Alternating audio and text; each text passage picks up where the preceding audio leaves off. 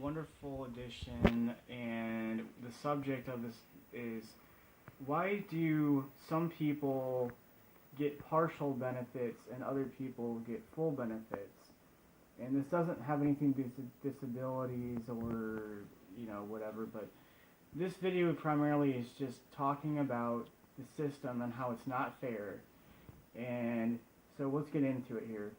So recently, within the last, I would say 6.5 months of my life, honestly, I've been denied for health insurance and food stamps twice.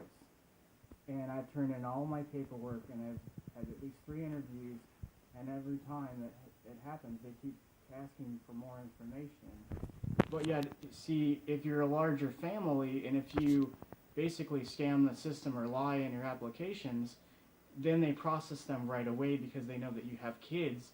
And that's where people take advantage of the system, guys, is they live off of welfare.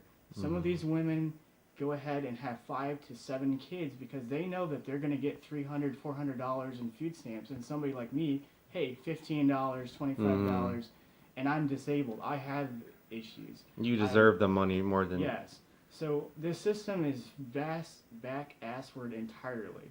So what needs to change in this situation is people who have these systems in power need to evaluate the whole system. I'm talking about scratching the whole system, starting all over, and making these people reapply, and then that way those people cannot rely on those applications to develop, to cheat the government. Well, a lot of these people coming in the country get free, don't they get like free benefits for illegal immigrants? And again, that's another whole area because you have to again believe that. Trust me, I believe in the land of the free and free speech and everything like that. Yeah. I'm perfectly fine with that. We need that entirely. But people come here illegally, they get all these benefits. Like, that's not cool, right? Again, it's because they're buying Social Security's numbers on the internet and on the deep web. And see, that's where that system gets screwed up because they're selling personal information and Social Security information on the deep web to benefit themselves, so when they come here, they have false identification to gain information. That's ridiculous. They steal other people's numbers? Well, yeah, they sell them on the dark web. Oh, wow. Yeah. That's crazy. They've been doing that since, 1999. Wow. So, it doesn't matter what party's in power, you're still going to have those issues unless you develop a security software or program that's going to entirely wipe out the whole area. So what I believe needs to happen is that it needs to be a fair system so that everybody gets the same amount in food stamps, money, health insurance. Our country needs to be like Canada. Because they have free health care, they let people gain the amount of respect that they are owed into this system. They don't just hand it over just because of who you are. The other thing that drives me nuts are the people who have $5,000 a month, they still get $500 in food stamps.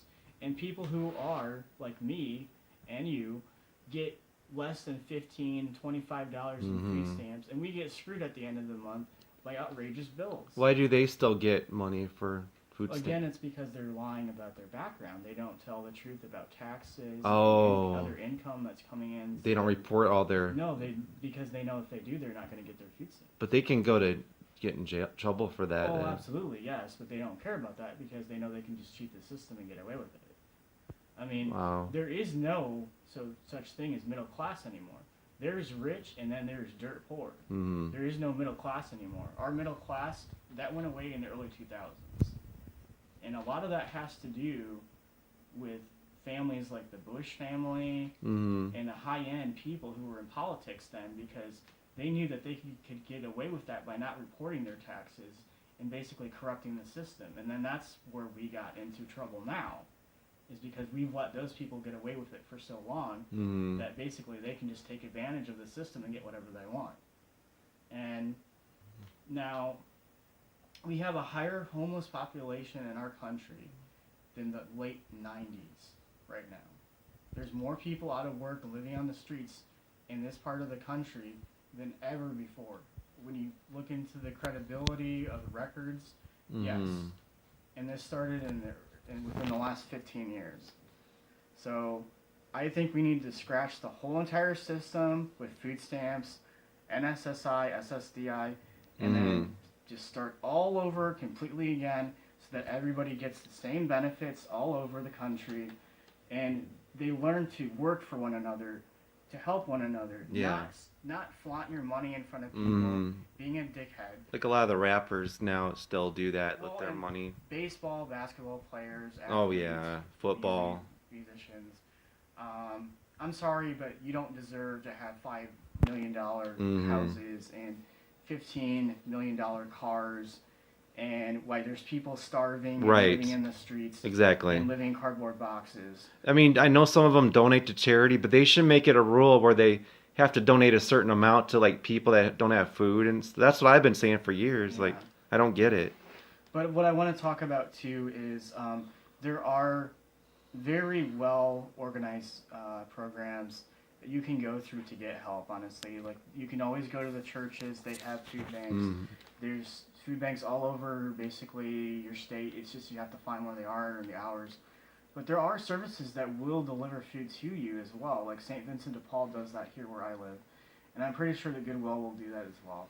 So there are options for help. It's just you have to be more organized and figure things out, and not depend on the people that work for the food stamp offices, because they're not going to care. I've already gone down that road. You've been through it all. Yeah. When you call them, their answer is just reapply, and it's like, okay, how many times do you want me to reapply? You want blood? You want me to piss in a jar? You want me to dance around the Macarena in the middle of the street? Shave my head? I mean, the system just is corrupt, guys, and I just want to do this video because I know that there's a lot of people hurting and they get denied for benefits all the time. And I just want to say that, don't give up, because there's always other options to try to better your situation. And some of these companies will actually try to help you get a job as well if you just, keep at it and keep on them and just say, I want to work, and eventually something will happen. I mean, trust me, I have a bad situation right now, but I'm not going to just sit here and be depressed for 24 hours a day. I mean, I actually want to do something in my life, so, yes.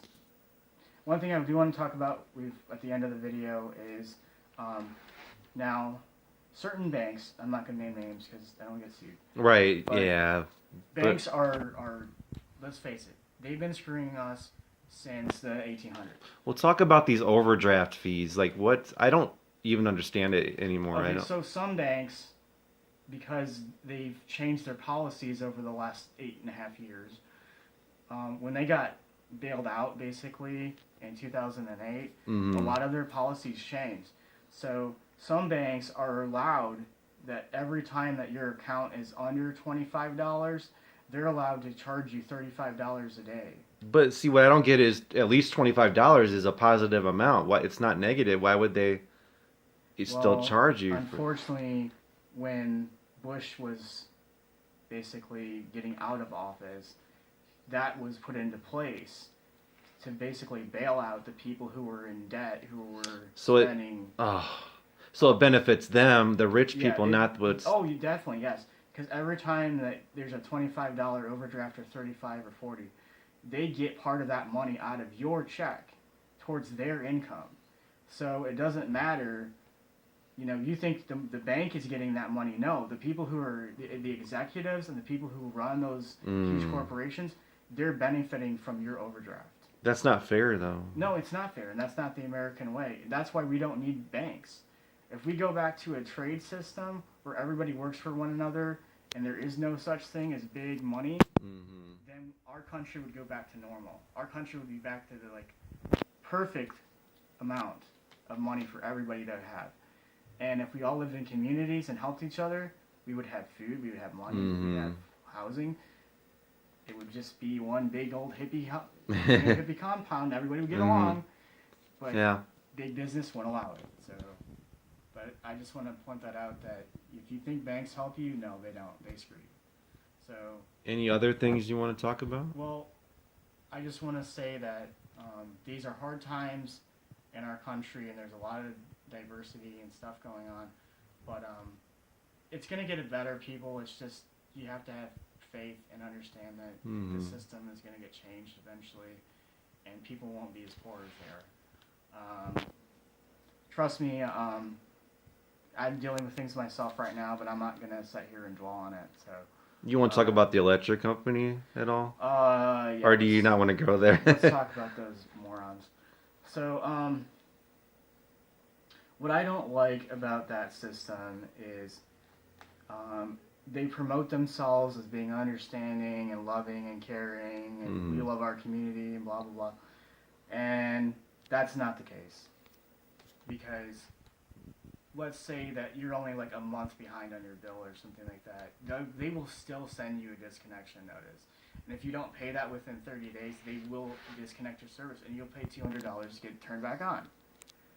I don't think that that's right in this time and era for our country, because you're basically spitting in people's faces and saying, we're loving and caring on TV, but we hate you like behind the scenes.